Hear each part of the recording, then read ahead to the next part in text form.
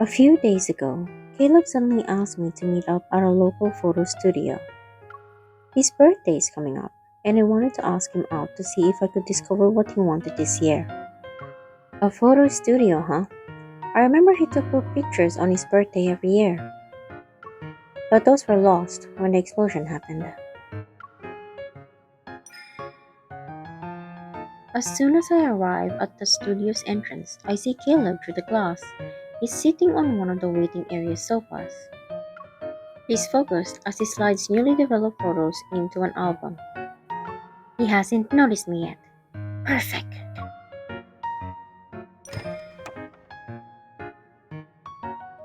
Holding my breath, I tiptoe towards Caleb and slowly reach for his shoulder. Gotcha.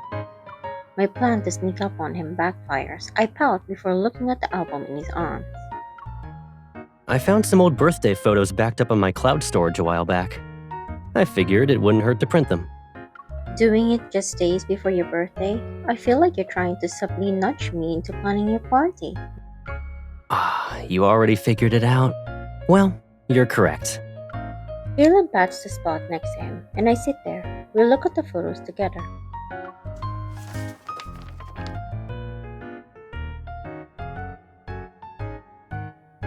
On the first page, Caleb is still a kid with a chubby face. He needs both his hands on the knife to cut his cake. We're surrounded by our friends, and the camera captures the exact moment the young Caleb places his birthday hat on my head. I told you that hat looked better on you.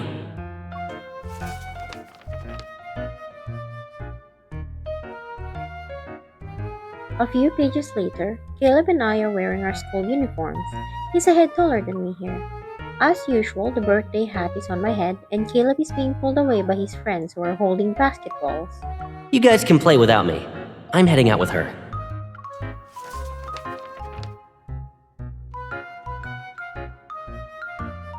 Was this when I turned 17? Caleb holds up a photo. All those bright laughing faces feel like they're about to pull me to that moment.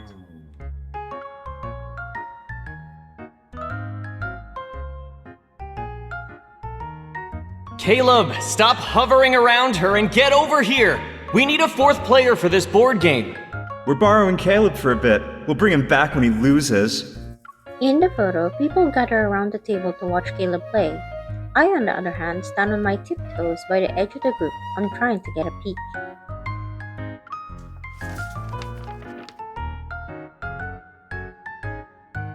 There were a lot of people that day. They almost derailed our after-party plans. Tisk, tisk. Caleb sure was popular back then. That doesn't sound like a compliment. I made you a cake every single year. But we had so many guests, I barely got to eat any of it. And then, after the party ended, Caleb and I would sneak out. We'd spend the rest of the day somewhere private. It would only be the two of us. Yet, as we got older, the party would get longer until it lasted late into the night. We were left with very little alone time. Even my time with Caleb kept shrinking. I glance over at Caleb. He isn't looking at the album anymore. He's studying me with keen interest. This year will be different. Whether it's the cake or that other thing on your mind, it's all yours. How do you know what I'm thinking about? We've spent so many years together. Do you really need to ask at this point? Caleb lifts the photo album in his hand as if to jog my memory. You're the only one celebrating my birthday with me this year. But... Caleb quickly flips to a blank page in the album. And I'm saving this for just the two of us. But it's always us. I'm about to ask if there was a difference, but I stop myself at the last second. Maybe things are different now. He's still the same Caleb, but also not. Maybe he feels the same way about me too. Sensing how I'm not saying anything, Caleb gently pulls my nose and brought back to the present. Alrighty, I'll leave the birthday planning to you, my one and only guest.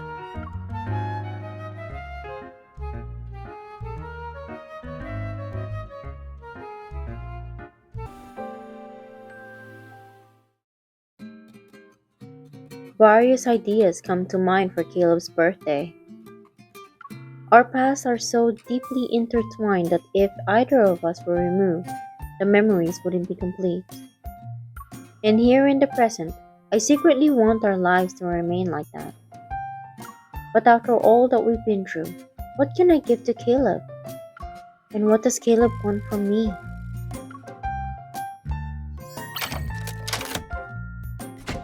Welcome home! I walk into the living room and immediately run into Caleb. Still wearing his workout clothes, he just finished exercising. Why didn't you let me know you were visiting? I didn't get a chance to prepare. Despite saying that, Caleb takes 2 bottles of water from the fridge and tosses one my way. My unexpected visit will allow me to see what your daily routine is really like. If I warned you, you might change things around. Is this related to how you'll plan my birthday? What's next? Something that's like a grade school assignment? Here's my Caleb observation journal. Of course, I've already made some discoveries anyway. I plump onto the sofa and pretend to write down notes with an invisible pen. Since he finished his workout, Caleb has a bit of hair sticking up. It's probably because he got up too early and didn't fix it. Caleb heads into the bathroom. When he comes back, the hair has been smoothed down. Cross that out from your notes.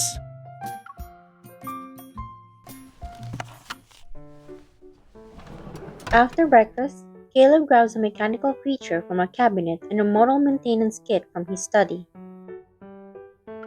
I was planning to do this by myself, but since you're here, maybe you can help me out. I've seen Caleb do maintenance on his models before, so I have a rough idea of what to do. I sit next to him. He hands me some anti-rust oil and shows me where the gears, bearings, and axles are. I apply the oil to those spots, and he follows up with a check to see how well the parts fit together. But this mechanical creature looks kind of familiar. Well, it should. We had the exact same one near the entryway of our old house. I pause before looking at the display cabinet full of models. All of them were the ones Caleb assembled back then. It's a shame these were destroyed because of the explosion. This one especially. It was the first model I ever assembled. Whenever I see one of those old models, I buy it. But some had been discontinued, which means I still haven't gotten everything back. Why didn't you ask me to help you search for them? Caleb finished spreading the oil. He restores the creature's wings to a brilliant, lifelike shine under the lamp.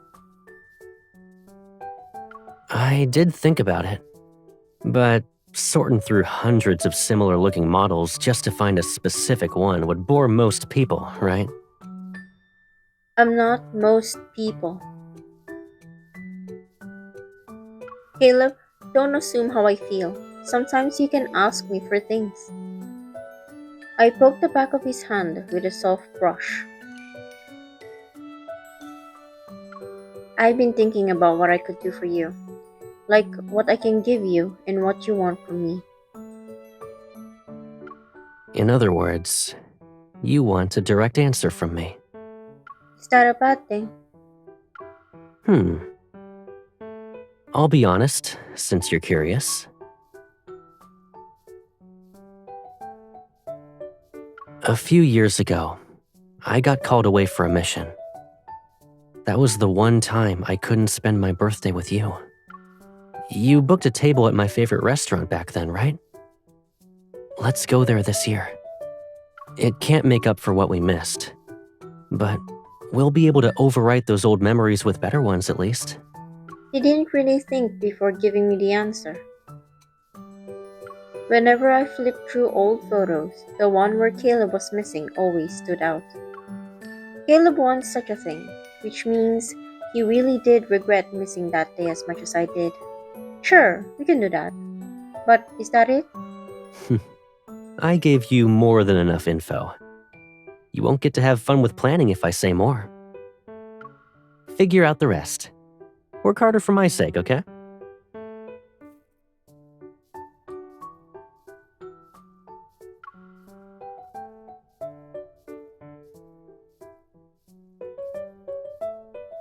Smiling, he flicks my forehead. After all, I want more of you in my everyday life. You're so demanding, Caleb.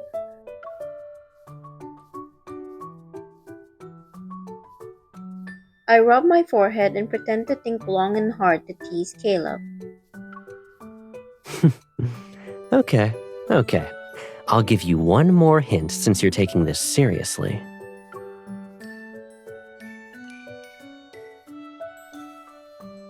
He pulls out his phone and starts typing. In less than a minute, a text message pops up on my phone screen. Hello, Mr. Caleb has successfully booked a Cloud Piercer ride for you. We look forward to your visit. Let's fly. He lowers his head slightly and looks into my eyes.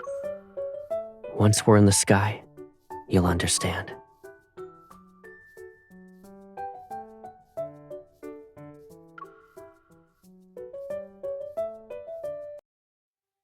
Cloud Piercer is set on a remote floating island. It offers rides with vintage aircraft. After checking Caleb's pilot's license and our safety gear, the staff signals we're good to go. A tracking device at the back of the aircraft is also activated. I've only flown on planes with autopilot. It doesn't seem like this aircraft has that. Yep, the controls can be tricky, but you gain a different kind of experience. Okay, Captain, after you. Looking at all those buttons and levers, I recalled the photo that Caleb took on his first flight. It showed the cockpit. I feel like I'm in your shoes from back then. I don't feel nervous until I actually sit here. Caleb climbs in from the other side and puts a reassuring hand on my shoulder. I was nervous when I first flew one of these years ago. I tried all sorts of tricks to calm down. Eventually, I found two things that work best. What are they? He deftly adjusts the knobs and I can imagine the person he used to be, that Aerospace Academy student who ranked first. First, treat the aircraft like it's part of you. Trust it, and trust yourself. Caleb turns to me. The necklace I gave him sways gently and glimmers under the cockpit's lights. As for the second, give yourself a reason for why you have to land safely. Like, someone's waiting for me.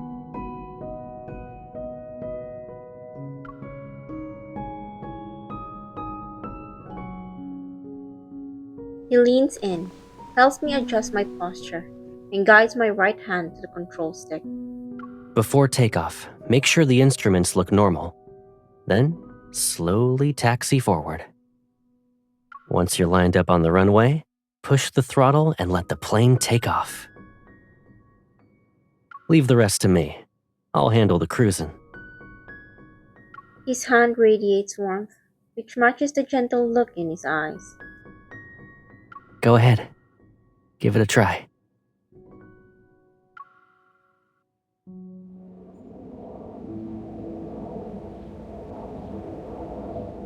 Under his guidance, I pilot a vintage aircraft for the first time. The view rises before my eyes and all the ambient noises fade. I focus on one goal. You're doing just as well as I did back then. Someone's proud of himself? The slight feeling of weightlessness mixes with my nervousness and runs alongside the excitement of piloting for the first time. It's not long before turbulence from an air current has us bouncing around. I take a deep breath. Caleb notices this, and he nods while pulling back the throttle. Don't worry. Once we pass the turbulence, we'll be fine. His voice acts like a fast-acting antidote to my nerves. I force myself to stay calm. Following his advice from earlier, I readjust. Soon enough, the aircraft stabilizes after reaching a certain altitude.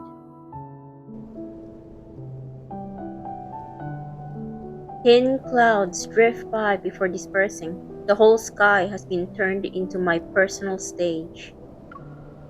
An indescribable sense of freedom wells up inside me. My heart races.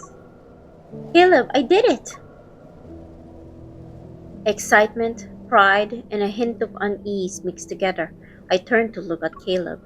I want to share how I feel, but I'm not sure where to start. I know. I felt the same way on my first flight. Once you're up here, you feel like nothing can stop you. It's like you can do anything. Back then, he was bold and sure of himself, like my shield who protected me from the world. He could deal with anything. Do you still feel that way? Caleb doesn't respond immediately. Look over there. We used to walk on that street to go to school. A little further ahead is our old house, and the taller building is the Hunters Association.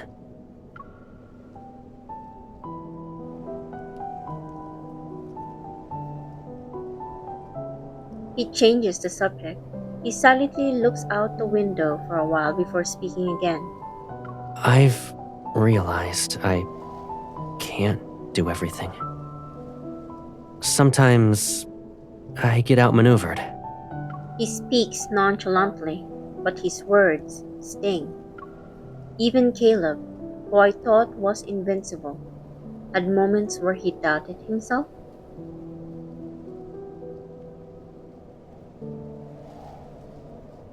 But I also know that I'm not alone. Someone is always there, looking up at the same sky with me. So for her sake, I won't let those negative thoughts get to me. For now, at least. Watching the lights that are reflected in his eyes, I realized it might be my turn to shield him from the world for a change. I hope those kinds of thoughts never trouble you. We keep flying, and clouds roll in overhead. For a moment, darkness and uncertainty cloud our view. We'll break through the clouds together. Let's do it.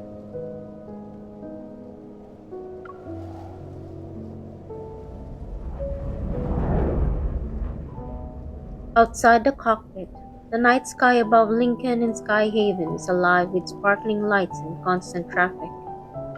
Yet here we are, above it all. It's like this place is our secret base, our little world. Isn't it beautiful? Yeah, so this is the sky you usually see. It always feels brighter after you pass through the darkness.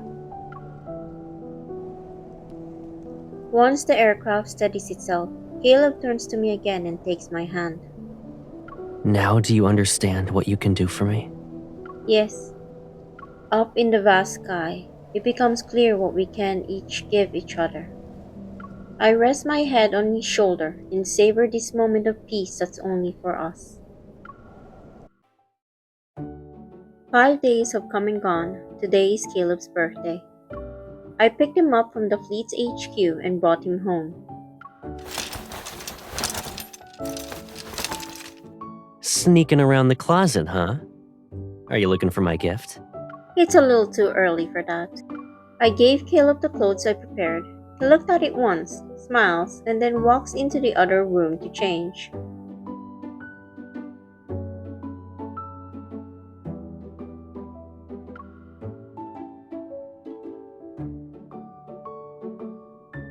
A few minutes later, he steps out while wearing the outfit. It's nice.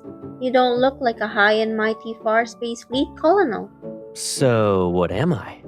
A brand new Caleb? I shake my head and speak with an air of mystery. No, you're just Caleb, who belongs only to me. I don't think changing clothes is enough to make me yours, you know. He leans in, wraps part of his clothes around me, and nuzzles my cheek. This outfit is too new. It needs your scent. How else will people know we're together? Before I can react, he slowly releases me from his warm embrace and presses his palm against mine. Lead the way. Where will you take your Caleb, I wonder?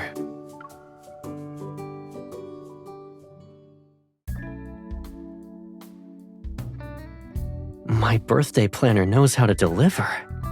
You actually brought me here. You're not the only one who wants to make up for old regrets. I slide the birthday card to Caleb. I've been working on it for days. Read it. It's a birthday message? Call it whatever you want. Still smiling, Caleb reads the card word by word. It's like he's memorizing it. I figured you'd make a card. I tried to imagine what you might write on it. He presses the card against his chest, near his heart. But the real thing is even better than I expected. Let's hope the cake is also better than you expected then. I retrieve the cake I had hidden next to my leg. I place it on the table and remove the cover. We've been part of each other's lives for a long time. I'm pretty sure I know what flavors you like. It's impossible for me to dislike something you make. You know me well, so I believe the cake you make will be the best in the world. It's said that paper cranes can carry wishes. If I eat this one, will I get a happier future? I tried to make this cake the best one yet, but I'm not sure if you like it. Even now, I still feel a little nervous and uncertain. Maybe I didn't prepare enough, or maybe I just cared too much. Maybe it's because he's Caleb. He's someone I spent countless days and nights with, and yet he's more than just that now. A warm hand covers mine. Caleb looks at me, and I see my reflection in his eyes. As long as you're here, I'll enjoy every second. The background music has faded at some point, and so I can clearly hear our voices. Happy birthday, Caleb.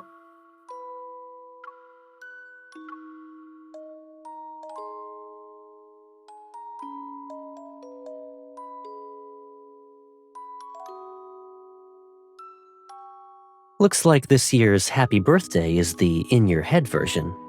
It's nice, but I would like it if you sang out loud. Can you do that for me? Happy birthday to you. Happy birthday to you.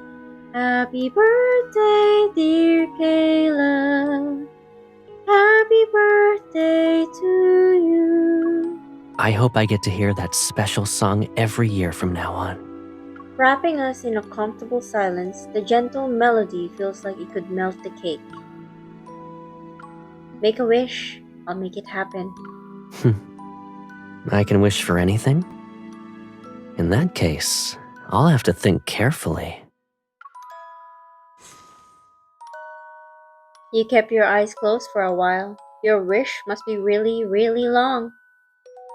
I was thinking about a very long story. I'll tell you about it later.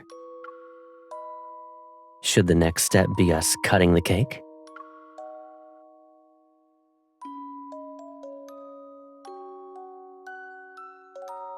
Caleb no longer needs to hold the knife with both hands like back then, but he gives it to me. I want you to do it. A few days ago, you said your share of cake kept getting smaller. I want to give you the whole cake. And myself. But the birthday person usually makes the first cut. It symbolizes their first step into another year. If I do it, does that mean I'm starting the year for you? Caleb smiles. He walks to my side and holds my hand. Hand in hand, we make the first cut. Then we'll do it like this. That way, we'll stay together all year. He only keeps a small piece for himself and pushes the rest towards me. From now on, no one else gets a piece of your cake. If you want the entire thing, then it's all yours. And if you want all of Caleb, well, I'm yours. I'll be right here too. I always have been, and I always will be.